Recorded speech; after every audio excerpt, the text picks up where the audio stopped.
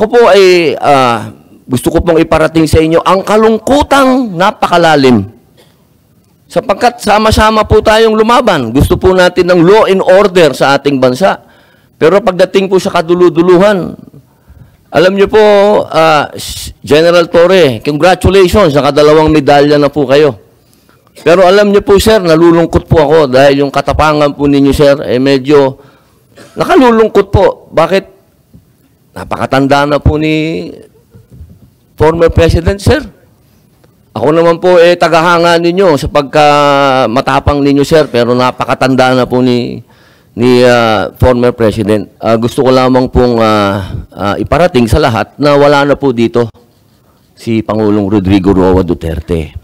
Ito po mga pinag-uusapan natin, ito po ay pagsuporta lang namin kay Senator Amy. Pero alam niyo po, sa ating mga magigiting na panauhin dito, napaka-ironic lamang po na alam naman po natin lahat, batid natin lahat, nadadalawang pangulo lang po ang lumaban sa komunista. Una, si Ferdinand Marcos Sr. Ano po ang nangyari? Inalis natin sa bansa.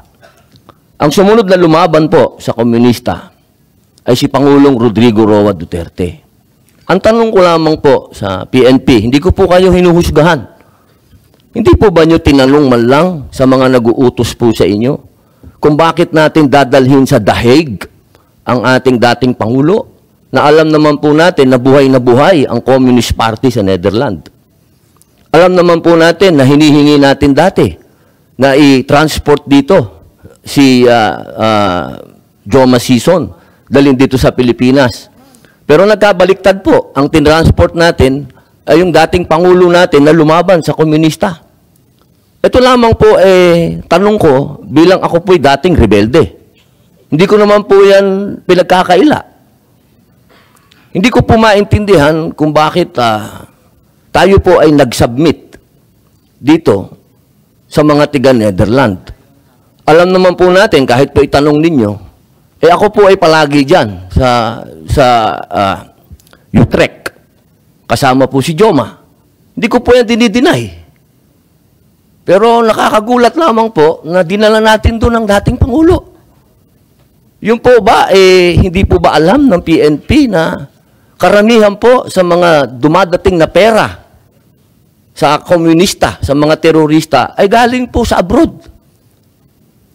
Yan po yung mga tanong na kailangan ko po sanang itanong sa inyo at marinig ang mga sagot ninyo, pero naubos na po ang oras natin sa paikot-ikot. Ako po ay gusto ko pong iparating sa inyo ang kalungkutang napakalalim. Sapagkat sama-sama po tayong lumaban. Gusto po natin ng law and order sa ating bansa. Pero pagdating po sa kaduluduluhan, alam niyo po, General Torre, congratulations, nakadalawang medalya na po kayo. Pero alam niyo po, sir, nalulungkot po ako dahil yung katapangan po ninyo, sir, medyo nakalulungkot po. Bakit? Napakatanda na po ni former President, sir. Ako naman po, tagahanga ninyo sa pagkamatapang ninyo, sir, pero napakatanda na po ni former President. At alam naman po natin, sir, na lumaban yan sa komunista. Alam niyo yan, sir. Sana naging konting, ano lang po tayo ba? Binigyan naman natin ng konting, kung paano natin tinitingnan yung mga medalya nyo, hindi lang nalagyan ng medalya si Presidente, pero kung sa medalya mag-uusapan, tinulungan niya tayo laban sa mga terorista. Yun lamang po, sir. Sana napakasakit isipin. Ito pong bagay na ito, parang pati itong ambassador natin. Ano po ba talaga ang, ito po ba talagang operation para may alis dito ang ating dating Pangulo? Kanino po ba? Kasi kami pinopuwersa kami lahat ng mga supporter ni Digong na i-contempt po kayo. Pero hindi po namin ginagawa. Sapagkat ang order, walang order sa amin na ipa-contempt kayo. Kung galing lang to kay PRRD o galing kay BP na pa-contempt kayo, kukontempt kita, boss. Baka ako pa magsabi na ako hahatak sa'yo. Pero hindi ko ginagawa, boss. Kasi walang order sa amin na gawin sa inyo yan. Ang natatandaan lang po namin na sinabi ni PRRD na malinaw na ginagawa ng pulis ang order sa kanila. Kaya po namin kayo nirirespeto, sir, dahil yun ang sinabi ng boss namin. Yun ang sinabi ng chairman ng PDP na ginagawa lang ng pulis ang trabaho nila. Pero sana naman, sir, isipin din natin kung anong itinanim ni PRRD sa bansang ito. Nilabanan natin ng komunista.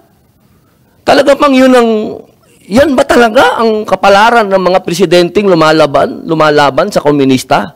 Isang in-exile, isang sinurrender? Ano pa po talaga itong bansa natin? Tayo po ba'y demokratiko talaga?